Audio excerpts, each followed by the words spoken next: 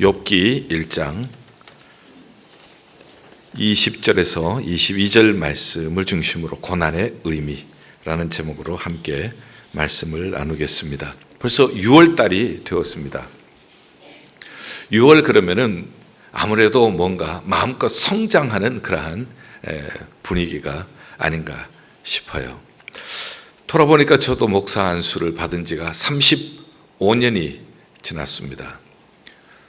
35년이면은 다른 것은 한 35년 하면은 거의 고수, 도사 뭐 그렇게 부를 수도 있지만은 목회는 아직까지도 어린 아이, 아직까지 젖먹이, 아직까지 성장해야 할 사람, 이런 것임을 고백할 수밖에 없습니다. 저는 목회를 처음 시작을 하면서 나는 목사가 되었다 하는 그러한 것이 아니라, 비록 그 전에 뭐 트레이닝도 받고 신학적인 트레이닝, 목회적인 트레이닝 다 받았고, 그래서 목사 안수를 받지만은 이것은 내가 목사가 되는 것이 아니라 오늘부터 나는 목사가 되어 갈 것입니다 하는 그러한 각오로, being이 아니다 becoming이다 하는 그러한 마음을 가졌습니다. 그래서 이 마음을 가지고 후배 목사님들이 목사 안수를 받을 때 꼭 그런 얘기를 해줍니다. 여러분들은 이제 목사가 되었다, being이 아니라 오늘부터 이제 목사가 되어 갈 것입니다, becoming입니다 하고 얘기를 하곤 합니다. 그래서 참 목회를 하면은 목회라고 하는 것이 참 놀라워요. 매일같이 배울 것이 있어요. 매일같이 부족하기 때문에 주님 앞에 엎드리지 않을 수가 없는 것을 고백합니다. 우리 신앙생활도 마찬가지고요, 우리의 모든 생활도 마찬가지라고 생각이 되어져요. 6월 달에는 또 졸업식이 있습니다. 졸업식은 한 단계에서 그 다음 단계로 또 성장하는 과정이 아닙니까? 우리 자녀들이 이렇게 성장하는 것을 보면은 그렇게 기쁠 수가 없어요. 얼마 전에는 제가 아주 반가운 소식을 드렸습니다. 우리 교회 출신인데요, 하이스쿨, 사이어셋 하이스쿨을 다녔던 학생인데 지금은 이제 CCM 멤버고 우리 교회 이제 또 집사님이시고요. 그런데 이번 7월 1일부터 자기가 다녔던 학교 모교의 사이어셋 하이스쿨의 어시스턴트 프린시펄 교감으로 부임하게 되어집니다. 우리 김산 집사님이 7월 1일부터 사이어셋 하이스쿨 교감 선생님으로 이제 섬기게 되어졌어요. 얼마나 반가운지, 얼마나 고맙고, 그 학교에 가르치시던 선생님들이 환영한다고 어서 오라고. 선생님들도 얼마나 대견하겠어요. 자기가 가르쳤던 학생이 이제 교감 선생님으로 오게 되어지니까. 성장이라고 하는 것은 우리에게 기쁨을 주는 것입니다. 신앙생활은 세 단계로 구분이 되어 있어요. 예수를 믿으면 의롭다함을 얻게 되어집니다. 이것을 신학적인 용어로는 칭의, justification이라고 얘기를 합니다. 예수님을 믿음으로 말미암아 we are justified by faith. 믿음에 의해서 의롭다함을 얻게 되어집니다. 이것이 이제 신앙생활의 출발입니다. 이 신앙생활이 출발하게 되어지면 그 다음부터 우리가 자라야 합니다. 예수 그리스도를 닮아서 점점 자라야 하는 과정을 성화라고 얘기를 합니다. 그래서 sanctification이라고 얘기를 하죠. 출발을 똑같이 해도 얼마만큼 성령님께 순복하느냐에 따라서 성화의 과정은 달라요. 많이 성령님께 의지하고 성령님을 따라 사는 사람은 빨리 성화가 되어가지만, 내가 살아서 또 성령님의 감동을 내가 자꾸 불을 꺼버리거나 이렇게 하면은 성화의 과정은 늦을 수밖에 없습니다. 그러다가 나중에 예수님이 오실 때 우리는 영화로운 몸으로 변화하고 천국에서 영생을 누리게 되어지죠. 그것을 영화라고 얘기를 합니다. glorification이라고 얘기를 하죠. 그래서 구원에는 세 단계가 있어요. 칭의, 성화, 영화. 그래서 우리 신앙생활도 계속해서 성장하고 계속해서 자라고 있는 것입니다. 오늘 제가 욥기서를 읽게 되었는데요, 성경의 구약 성경의 시가서라고 하면은 시적으로 표현된 그러한 책 혹은 문학적인 용법으로 기록된 책에서 시가서라기도 하고 문학서라고도 얘기하는 곳이 있습니다. 그것은 욥기, 시편, 잠언, 전도, 아가서 이 5권을 시가서 혹은 문학서라고 얘기를 하죠. 그런데 이 참 구성이 참 우리에게 깊은 뜻을 가져다 줘요. 이 시가서를 통하여서 우리가 어떻게 영적으로 성장해 나갈 것인가 하는 것을 또한 가르쳐 주고 있습니다. 욥기서를 통해서 우리는 고난의 의미를 배우게 되어집니다. 그 다음에 시편을 통하여서 고난의 의미를 깨달은 자가 이제 하나님을 찬양하고 하나님 앞에 감사하는 찬양과 시를 씁니다. 이것이 시편이고요. 잠언은 이렇게 고난을 통과하면서 얻은 지혜, 이 삶의 교훈을 부모님은 자녀에게, 선생님은 제자에게 가르쳐 주는 것이 잠언이에요. 전도서는 뭔가? 전도서는 하나님의 은혜를 베풀어 주셨어요. 그런데 조금 은혜를 받고 나서 그만 인간이 교만해지기 시작하는 거예요. 영적으로 나태해지고 하나님보다는 세상적인 것을 좋아하고 그렇게 가다가 보니까 나중에 전부 다 그것이 헛된 것이더라는 겁니다. 이 세상의 부귀영화, 이 세상의 인기 명예 나중에 다 지나가고 남는 것이 없더라는 거예요. 헛되고 여호와를 경외하는 것만 남는다. 그래서 전도서는 하나님이 은혜를 주셨는데 그 은혜를 깨닫지 못하고 조금 잘 된다고 방심하고 세상 향락에 빠지고 그랬다가 나중에 다 헛것인 것을 고백하는 참회록 같은 것이 전도서예요. 아가서는 뭔가? 아가서는 사랑하는 주님과 신랑 되신 주님과 사랑의 교통을 하는 것, 사랑의 수뇌보 이런 것이 아가서예요. 신앙생활의 극치는 우리 주님과 신랑 되신 주님과 영원히 사랑을 누리는 것. 이렇게 해서 욥기서를 통해서 고난의 의미를 배우고 그 다음에 시편을 통해서 고난의 의미를 깨달은 사람이 시와 찬양으로 감사하고 하나님께 영광을 돌리고 잠언을 통하여서 고난을 통하여 배운 지혜, 이 삶의 교훈 이것을 후대들에게 남겨주고 전도서는 조금 잘 되면 그만 교만해서 헛것을 쫓아서 가다가 나중에 헛되다고 그리고 참여하는 그런 참회록 그 다음에 신앙의 극치는 사랑하는 주님과 우리가 영원한 사랑을 함께 누리는 신앙생활.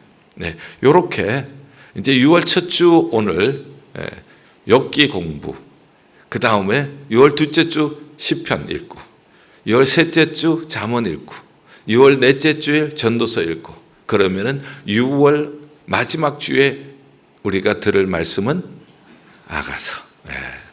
이렇게 5 책을 준비를 해보았고 그 5 책에서 중심되는 구절들을 뽑아서 설교로 6월달 설교 구성을 해보았습니다. 자, 그러면 오늘 욥기부터 시작하죠.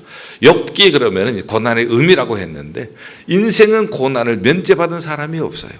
이 고난이라고 하는 것은 어떻게 처리하느냐에 따라서 이것은 덕이 되기도 하고 잘못 처리하게 되어지면 엄청난 우리에게 고통을 줄 수가 있어요. 제가 어린 시절에는 별로 깨끗하지도 않았고 그 다음에 모기들도 많았고 모기가 물면 가려우면 긁고 긁으면 피가 나고 계속 긁어대다 보면 고름도 나고 이렇게 되다가 보니까 나중에는 병원에 가서 주사를 맞아야 될 정도로 그렇게 악화가 된 거예요. 요즘 같으면은 이제 배웠으니까 아니까 선교지에 가서 모기가 물어도 버물리 가지고 싹 바르고 가려우려면 또 발라버리고 그래서 가렵지 못하도록 계속 발라야 되니까 하루가 지나가기 전에 금방 가라앉아 버리는데 옛날에는 그걸 몰라가지고 그러한 것도 없고 버물리도 그때는 없었고 그래서 그것을 병을 키웠던 기억이 납니다. 고난 똑같아요. 고난은 잘 다루어야지 잘못 다루면 고난을 키워요. 고난은 보통 두 종류로 오는데, 하나는 내가 잘못해서 그렇게 오는 것이 있어요. 하나님의 교훈대로 살지 못해서 내가 고난을 불러오는 것들이 있어요. 요나 같은 사람, 하나님께서 가라고 하는 곳으로 가지 않고 다른 길로 가다가 풍랑을 만나잖아요. 내가 잘못해서 맞이하는 고난은 회개하면 돼요. 바다에 나를 던지라. 그러면은 잔잔해져요. 그러나 이제 고난이라고 하는 것이 잘못해서 오는 고난뿐만 아니라 생각지 않았던, 이유도 모르게 그렇게 찾아오는 고난도 있어요. 이 욥이라고 하는 사람은 의로운 사람이거든요. 경건한 사람이거든요. 그런데 이 사람도 지금 고난을 겪고 있죠. 그래서 고난은 두 종류로 온다. 내가 잘못해서 오는 고난도 있고 이유도 모르게 오는 고난도 있다. 고난은 잘 처리해야지, 잘못 처리하면은 고난은 더 깊은 고난으로 우리를 끌고 간다. 자, 그 다음에 이제 고난의 성격을 보죠. 이 고난의 성격을 보면은, 고난이라고 하는 것은 한 번 오면은 한 번으로 끝나는 것이 아니라 줄줄이 오는 경우가 많아요. 그래서 오늘 이 앞에, 오늘 읽은 말씀 앞에 보면은 하루는 1장 13절에, 하루는 15절 갑자기, 그 다음부터 막 줄줄이 고난이 이어지는 거예요. 사람이 자기가 애써서 쌓아놓은 재물이 그것이 날아가면 굉장히 배가 아프거든요. 굉장히 잠을 자지 못할 정도로 힘들어요. 그런데 그 모든 재산이 날아가고 모든 종들도 날아가고 지금까지 쌓아놓았던 물질이 다 날아가는 겁니다. 그런데 또 자녀 10명이 있는데 10명이 다 죽어버려요. 자녀는 한 명이 죽어도 그렇게 우리가 고통스러운 건데 10명이 한몫 다 죽어버렸죠.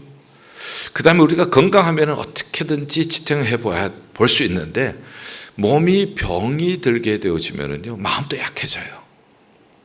피부병이 생겨서 기와장으로 긁어야 될 정도로 피가 나고 고름이 나지 않겠어요? 이렇게 마음이 약해질 때 누군가가 옆에서 좀 위로도 해주고 격려해주면 좋을 텐데, 아내마저도 하나님을 저주하고 죽으라고 그러죠. 이 욥의 고난을 보면은 세상에 욥처럼 고난받은 사람이 또 있을까 생각할 정도로 그렇게 많은 고난을, 하루는 갑자기 설상가상 이렇게 재난이 몰려온 것을 욥이 경험하게 되어집니다. 이것이 고난의 성격이다. 고난의 성격은 갑자기 하루는 감당할 수 없을 정도로 밀려오는 것이다. 자, 그 다음에 생각하는 것은 이때 욥은 어떻게 처신을 했느냐 하는 거예요. 보통 사람 같으면, 많이 가진 사람일수록 많은 것을 잊어버리면 많이 절망을 하게 되어지죠. 끝났어. 이제는 내게는 희망이 없어. 남은 것이 아무것도 없어. 이제는 포기할 수밖에 없어. 이렇게 나가게 되겠죠. 욥은 어떻게 했는가? 욥이 한 내용을 20절에 이렇게 기록을 하고 있습니다. 일어나 겉옷을 찢고 머리털을 밀고 땅에 엎드려 예배하며. 아니, 이 사람 정신 나갔어? 이렇게 많은 것을 가졌던 사람, 하루에 모든 것을 잃었는데 얼마든지 원망할 수가 있고 얼마든지 저주할 수도 있고 할 텐데 하나님 앞에 예배를 한다고? 이게 말이나 되는 이야기냐고. 세상적인 관점으로 보면 말이 안 되죠. 그러나 신앙적인 관점에서 보면 이게 정답이라고 하는 것을 알 수가 있습니다. 우리는 예배 그러면은 내가 기분이 좋으면 예배하고 내 마음에 조금 불편하면은 예배 안 드리고 얼마든지 그럴 수가 있죠. 이것은 예배가 무엇인지 바로 알지를 못한 사람들이 그렇게 할 수가 있어요. 예배는 내가 기분 좋으면 드리고 내가 기분 나쁘면 안 드리고 하는 것이 예배가 아니라, 예배의 이유는 내게 있는 것이 아니라 예배의 이유는 예배를 받으시는 하나님께 있는 줄 믿습니다. 그렇기 때문에 욥이 이러한 상황 속에서, 아주 절대 절망의 상황 속에서도 예배를 할 수가 있었던 거예요. 하나님 앞에 우리가 예배를 드리는 이유는 무엇보다가도 내가 지금 당하는 고통보다가 나를 향한 하나님의 사랑은 더 크기 때문입니다. 하나님의 하나님 되심을 볼 때 우리는 예배할 수가 있는 거예요. 지금 욥이 당하고 있는 고난은 엄청나게 큰 것입니다. 그러나 그 고통이 하루아침에 모든 것을 잊어버리는 이 고통이 큰가? 아니면은 욥을 향한 하나님의 사랑이 더 큰가? 어떤 것이 더 큰 것 같아요? 우리는 보통 고통이 크면 고통밖에 보이질 않아요. 하나님의 사랑이 고통보다 더 크기 때문에. 어디에서 성경 어디에서 우리가 이것을 찾을 수가 있나요? 제가 지금 말씀드리는 것은 고난의 때에 여러분들에게 굉장히 힘이 되는 말씀이에요. 로마서 8장 35절에서 39절 보세요. 누가 하나님의 사랑에서 우리를 끊으리요? 환난이나 공고나 위험이나 기근이나 적신이나 칼이나 현재일이나 장래일이나 높음이나 낮음이나 어떤 것도 하나님의 사랑에서 끊을 수 없으리라. 할렐루야. 이 세상에 어떤 고난이 있다고 해도, 아무리 욥의 고난이 크다고 해도 욥의 고난보다는 하나님의 사랑, 욥을 향한 하나님의 사랑이 더 크다고 우리에게 말씀을 해주고 계세요. 그 사랑이 고난을 능히 삼킬 수가 있기 때문에 그 하나님을 향하여서 우리는 여전히 예배할 수가 있는 것입니다. 두 번째는 하나님께서는 어떤 상황 속에서도 우리를 버리지 않으신다는 거예요. 우리가 잘 아는 시편 23편 4절을 보면 내가 사망의 음침한 골짜기로 다닐지라도 해를 두려워하지 않는 것은 주께서 나와 함께 하심이라. 주의 지팡이와 막대기가 나를 안위하시나이다. 지금 오른쪽에도 왼쪽에도 절벽이에요. 내가 있는 것은 깊은 골짜기예요.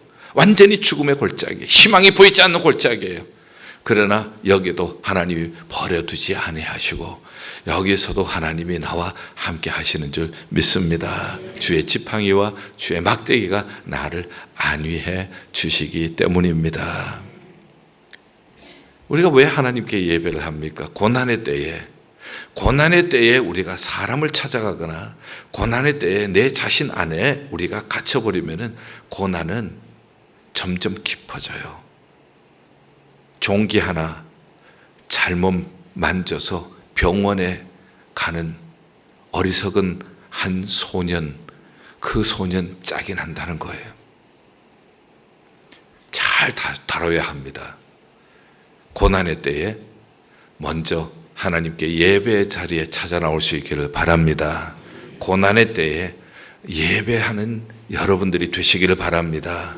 예배는 내 상황에 따라서 드리는 것이 아닙니다. 내 기분에 따라 드리는 것이 아닙니다. 예배하는 것은 예배하시는 하나님의 하나님 되심으로 인하여서 예배하는 것입니다. 그의 사랑 때문에 예배하는 것입니다. 내 고통보다 큰 하나님의 사랑 때문에 예배하는 것입니다. 어떤 상황 속에서도 버리지도 아니하시고 떠나시도 아니하시는 하나님이 함께 하시기 때문에 그 하나님을 향하여서 우리가 예배하는 줄로 믿습니다. 그래서 이런 찬양도 있잖아요. 아무도 예배하지 않는 그곳에서 나는 예배하리라. 아무도 예배하지 않는 그 상황에서도 나는 예배하리라. 이게 바로 예배에 대한 바른 이해를 한 사람이 만든 노래예요. 그 다음에 두 번째 보죠. 이런 상황 속에서 고난의 극치에서 욥은 어떻게 했는지 21절 주신 이도 여호와시오 거두신 이도 여호와시오니 여호와의 이름이 찬송을 받으실지어다. 이것은 하나님의 주권을 인정하는 것이에요. 고난의 때에 힘든 것은 내 것이라고 생각하기 때문에 힘들어요. 내 것인데 내가 잃어버렸다는 거예요. 그러니 힘들죠. 그거 전부 내 것이었는데 잃어버렸다 하니까 원망이 솟아나오는 것이죠. 여러분들 태어날 때 가지고 무엇인가 쥐고 나온 분 계세요? 여러분들 이 세상을 떠날 때에 뭔가 쥐고 떠나는 분도 계세요? 아무도 없어요. 빈손으로 왔다가 빈손으로 가는 것뿐이에요. 이 세상에 사는 동안 그저 하나님께서 우리에게 맡겨주시는 것 가지고 우리가 살다가 가는 것뿐이에요. 고난의 때에 하나님의 주권을 인정하셔야 돼요. 주시는 분도 하나님, 지금까지 주신 것으로 감사하면서다.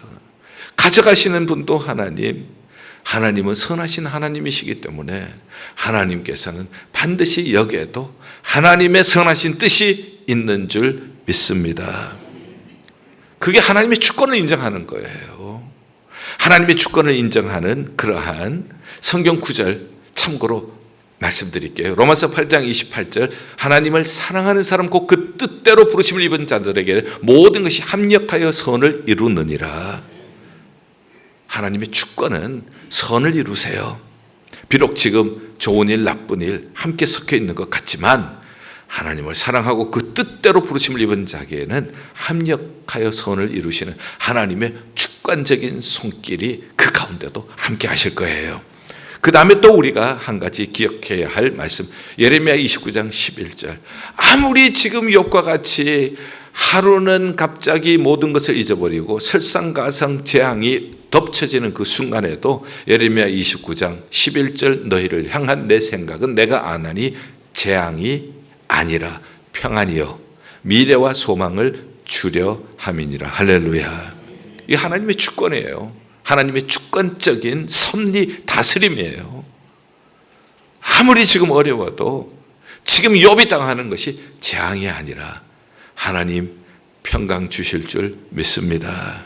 하나님께서 우리가 끝났다고 끝장이라고 생각하는 그 순간에도 하나님은 미래와 소망의 문을 열어주실 줄 믿습니다. 어떻게 그가 이 고난을 대처했는가? 예배했다 말씀드렸죠? 그 다음에는 하나님께 주권을 인정했다 하는 것 우리가 꼭 기억하셔야 하고요. 그러니 어부들의 노래인가요? 하나님 한 번도 나를 실망시킨 적 없으셨고 언제나 은혜와 공평으로 나를 인도하시네. 오신실하신 주, 내 나를 떠나지 내 너를 버리지 아니하리라, 내 너를 떠나지 않으리라 약속하셨던 주님, 그 약속을 지키실 줄 믿습니다. 고난의 때에 힘이 되는 찬송이죠. 성경적인 그 지혜를 가지고 고난당하는 사람을 위로해주고 소망을 주는 그런 찬송이죠.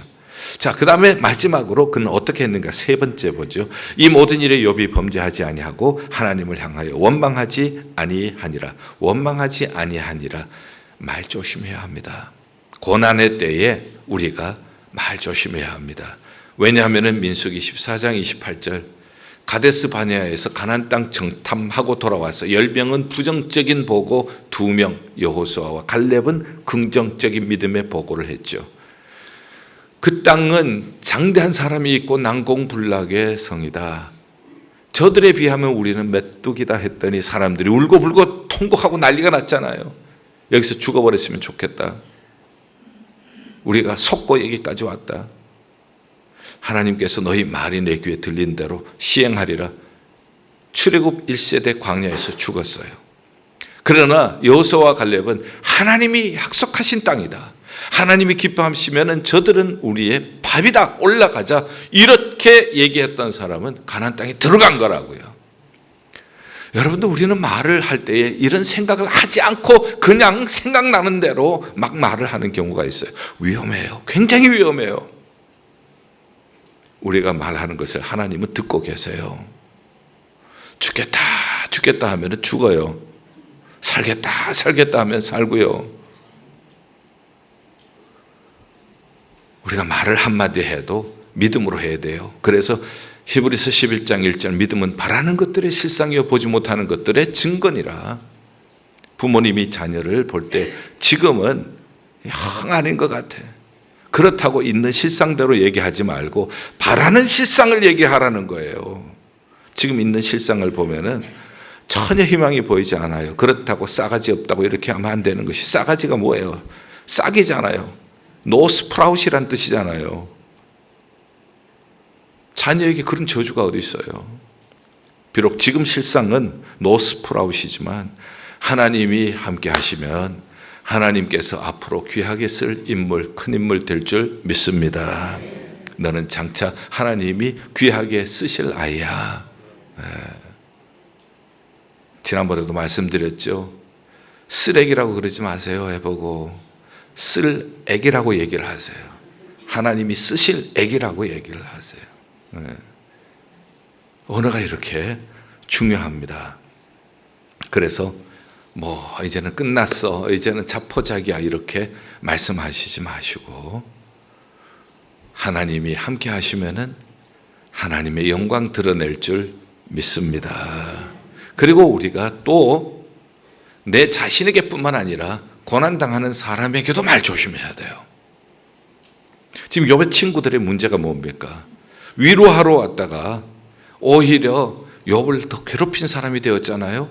그래서 욥이 그 친구들을 향하여 재난을 주는 위로자, 재난을 준다고, 오히려 재난을 준다고요. 위로하러 왔다가 우리 제자 훈련을 하다가 이런 얘기가 나왔어요. 어떤 분이 참 훌륭한 자기 자녀가 있는데 청년의 때에 그만 혈관이 파열되는 그런 이 사고를 당하는 거예요. 그 혈관이 파괴가 되니까 피가 막 뿜어져 나오죠. 더 이상 의사도 손을 쓸 수가 없다는 겁니다. 부모님이 최선을 다해서 노력을 했지만 더 길이 없어요.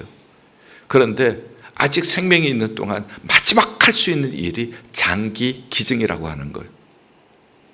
그래서 비록 우리 아이는 이렇게 죽어도 아직 젊으니까 건강한 장기를 가지고 죽어가는 사람들에게 이식해주면은 이 아이는 죽어도 그 사람들은 살릴 수 있는 것 아니겠는가. 정말 힘들지만 이렇게 마음을 잡고 의사에게 얘기를 했습니다. 그래서 그 절차를 밟고 가는데 이 이야기를 들은 아주 친한 사람이 와가지고 아니 왜 그런 짓을 했어? 끝까지 한번 해보지. 죽으면은 장기 기증이 안 되는 거거든요. 끝까지 한번 해보는 거 해봐야지. 어떻게 자식을 그렇게 보낼 수 있어? 이게 위하는 말이에요? 아니면은 이것이 그 사람을 더 재난을 주는 말이에요?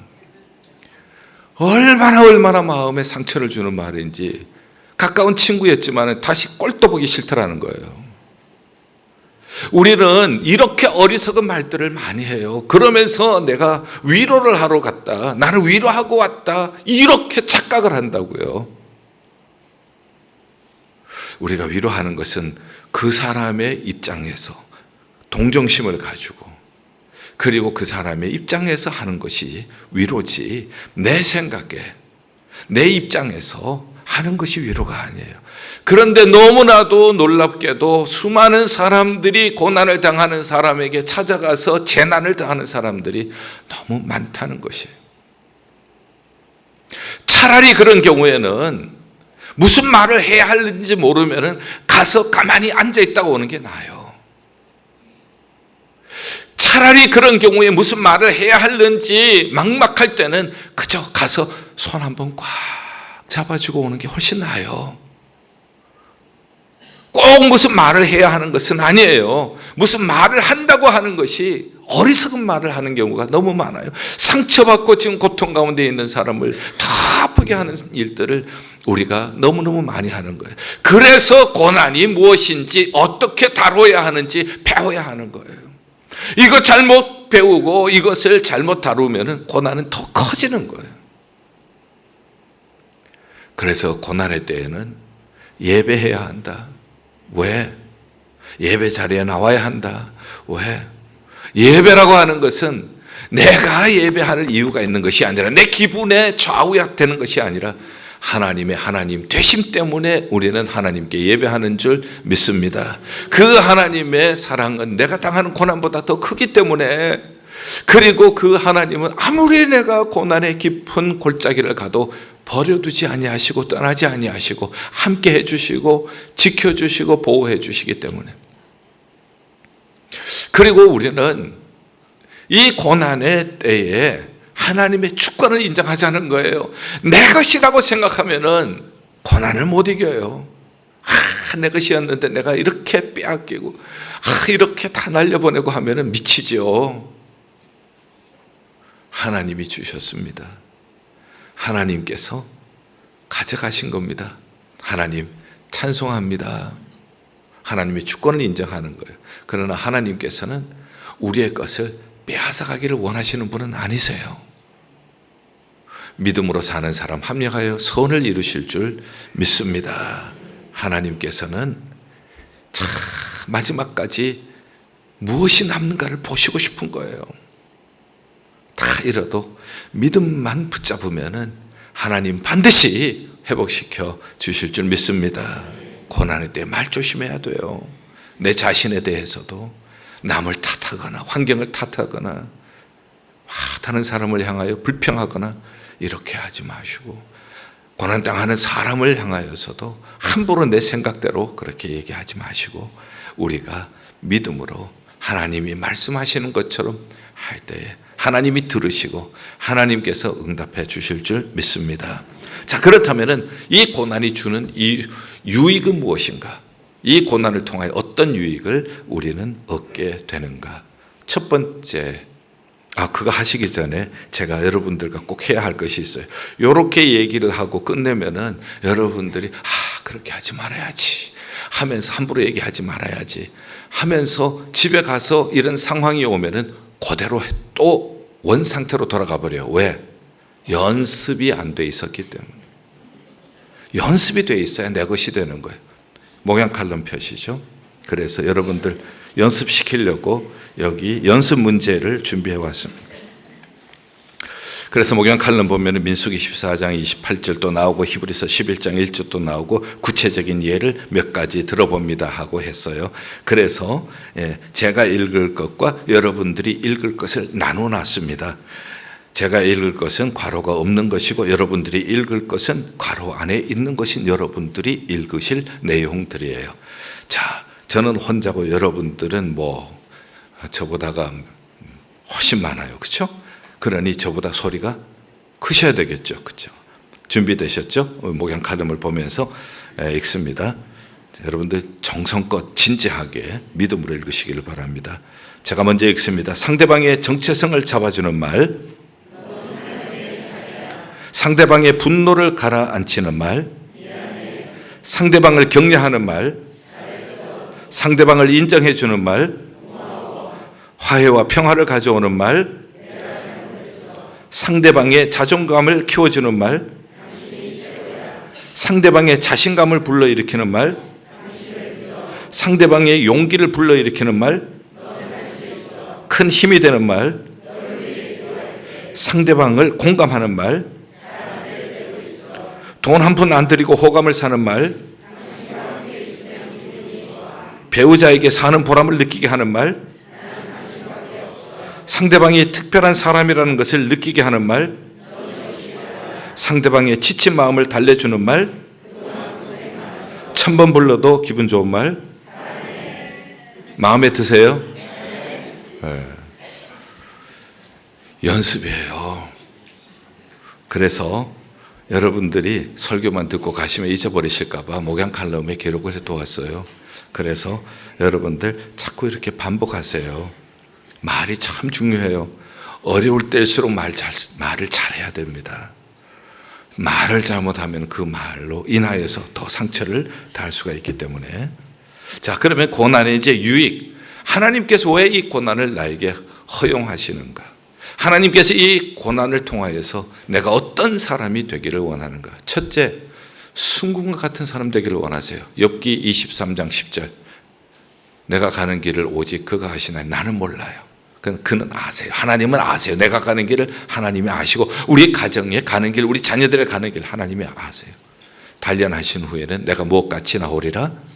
정금, 지금은 또 순금같이 나오리라. 욥기 23장 10절 말씀. 그래서 이랬던 찬송, 이것을 가지고 만든 찬송. 오직 그가 아시나니 나를 단련하신 후에 내가 정금같이 나오리라. 첫째 이유, 고난의 이유는 용광로같이 뜨겁지만 불순물 제거되어지고 신앙의 순금 같은 사람 되도록 하나님께서 만들어 주실 줄 믿습니다. 그 다음에 욥기 1장과 욥기 마지막은 몇 장이죠? 네, 42장이죠. 서로 연결이 되어져요. 그래서 그 중간에 여러 가지 있지만 여러분들이 그거 일일이 막 다 할 수도 없지만 그거 복잡한 거 다루다가 보면은 복잡한 데 빠져가지고 메인스트림을 잊어버려요. 처음에는 귀로 듣던 하나님을 이제 그 하나님과 고난을 통하여 만나고 난 다음에 눈으로 배움나이다. 듣는 신앙에서 체험하는 신앙으로 하나님께서 우리를 변화시켜 주셔요. 그래서 고난을 겪은 사람이 신앙이 깊어요. 세 번째는 우리가 이 고난을 당하고 나면은 고난 당하는 사람을 보면은 과거와는 달라요. 고린도후서 1장 4절에 나오는 말씀이에요. 하나님께로부터 받는 위로로 남을 위로해 줄 수가 있는 거예요. 암 환자였다가 고침을 받았어요. 이런 분은 우리 교회에 암 환자가 있다면은 대하는 태도가 달라요.